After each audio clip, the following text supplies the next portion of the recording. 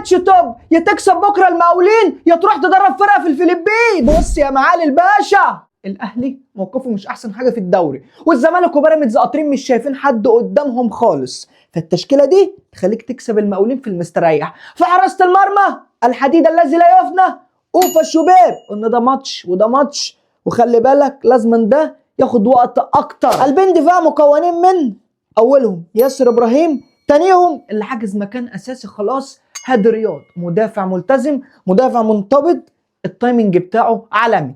طيب باك شمال العمري يوسف بالعمري، اسد من اسود اطلس، خلاص انا كده اطمنت على الجبهه دي وما بقتش شايل همها. والباك رايت اتمنى بكره كريم فؤاد باك هجومي، علشان انا عايز اهنجب بالاتنين دول وانزل مروان عطيه بين قلوب الدفاع، تمام، وخلي ديانج هو اللي قدام مروان. ايه ده؟ مش انت اللي قلت بلاش مروان وديانج جنب بعض؟ اسكت.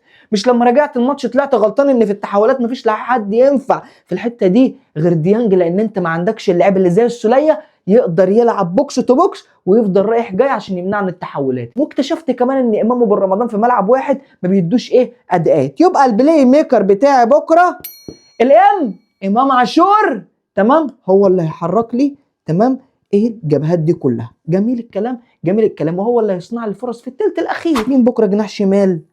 التريزي جول. ايه ده؟ استغنيت عن بن شرقي؟ اتقل لاخر الفيديو. الجناح اليمين احمد السيد زيزو، تمام. مين بقى المهاجم؟ الشرقي اشرف بن شرقي. يعني انت بكره عايز تلاعب بن شرقي مهاجم؟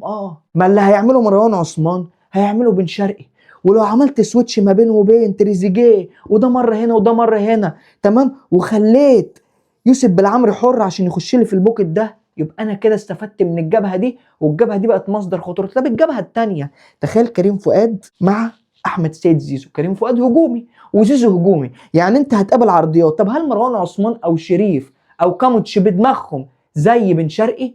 الرأسيات بن شرقي في الحته دي هو تريزيجيه مالهمش تاني. يعني معنى كده انت عايز تعمل عرضيه بزيزو عشان تريزيجيه وبن شرقي يجوا من ورا لقدام يحطوا الكره في الجون؟ ده اللي انا عايزه. قول لي في الكومنتات يا حبيب قلبي، هل التشكيله دي تدي الاهلي بكره الماتش ولا لا؟